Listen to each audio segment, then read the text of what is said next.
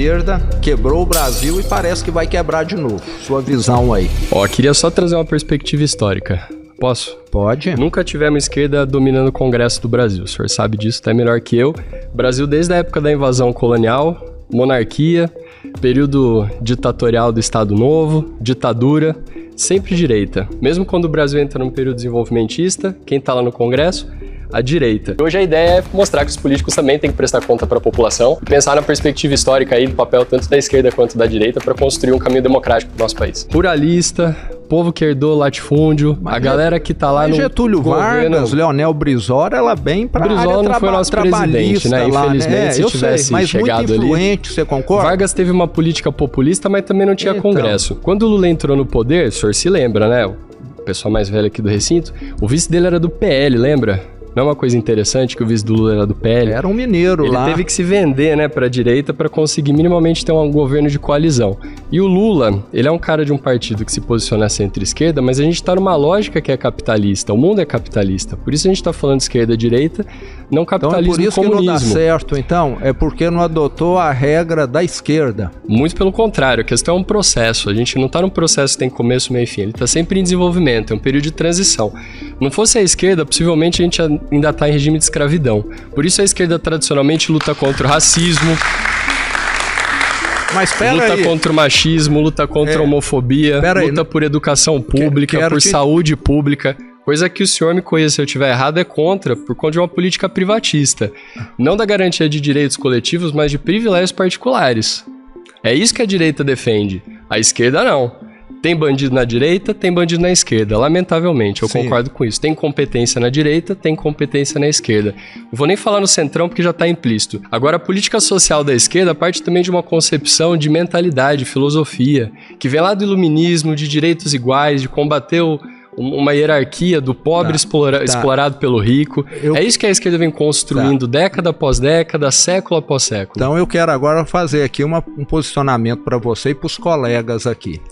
A esquerda fala que devemos, e eu concordo, que devemos dar oportunidades iguais para todos. Sem dúvida. Agora, dar oportunidades iguais para todos, pelo que eu sei, não vai fazer com que todos fiquem iguais. Não. Eu conheço uma família o conceito da equidade. Em que um filho que foi criado pelo mesmo pai e pela mesma mãe é padre e o outro tá condenado, tá preso porque já matou 2 ou 3, você trazer entendeu? Então, direitos diferentes para pessoas diferentes é o conceito da equidade.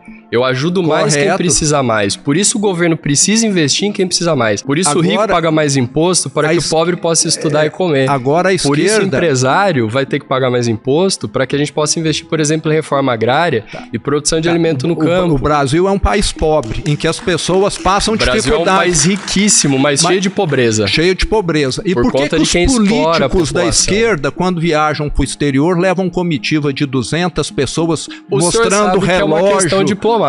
Eu particularmente me incomodo muito com isso. Mas o senhor gostaria que um presidente usasse calça de moletom e chinelo havaiano no Palácio do Planalto? Falando, mas precisa usar um sapato de 15 mil reais, um relógio de 200? Você acha que precisa? É uma ostentação de consumo que também me desagrada. Eu acho até que eu tenho mais patrimônio que o presidente. Nunca comprei e nunca vou comprar. Mas no dia que eu usar isso agora, sem a menor necessidade. E no dia que eu ganhar eu faço questão de repassar para uma instituição que precisa, uma instituição de caridade, você entendeu? Como governador, porque eu acho que quem é de esquerda deveria dar bons exemplos. Sem dúvida. Minas Gerais tem 300 mil funcionários. Sabe quantos parentes eu tenho no estado? Nenhum. Mas não é mais que a sua obrigação, com todo o meu respeito, governador. Todo mundo da esquerda leva... Mas temos que criticar essas pessoas também. Eu concordo em grau número gênero com o senhor. Me parece, eleição democrática, esquerda e direita, disputando partidos sem nepotismo, sem vantagismo. A esquerda democrática defende absolutamente isso. Por isso, mas não é o que está sendo praticado. O fim do financiamento privado de campanha,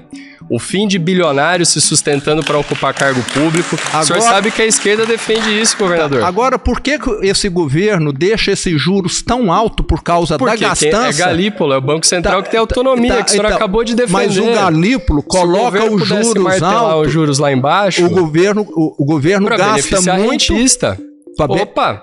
Mas para ganhar dinheiro do dinheiro que está lá investido, de banco público emprestando dinheiro a juros. Isso é política de mercado. Isso é um governo de esquerda do PT governando de acordo com o mercado. Isso é por causa da gastança. É por causa da gastança do PT. O governo tem que gastar. Tem que acabar com esse teto, esse arcabouço. Tem que investir em educação, então, saúde, moradia, quanto saneamento. Mais gastar, melhor, então. O país que tem a maior dívida pública do planeta, governador, é os Estados Unidos. Tá, então tudo bem. A China não fica muito atrás. Se o Estado não investe em infraestrutura, o país não se desenvolve. Se o Estado não traz igualdade e justiça social, depender do bom senso, do empreendedor bonzinho que vai gerar emprego, não funciona. Na hora que o juro subir para 50% ao ano e todo mundo quebrar na rua e país paralisado. Aí o governo vai acordar. Aí o governo tem que respeitar a vontade popular. Deixa eu te falar aqui uma coisa. Protestar agora deixa eu falar. Sem tomar porrada da polícia, que é a abordagem da direita. Você deixa eu falar agora? Por favor.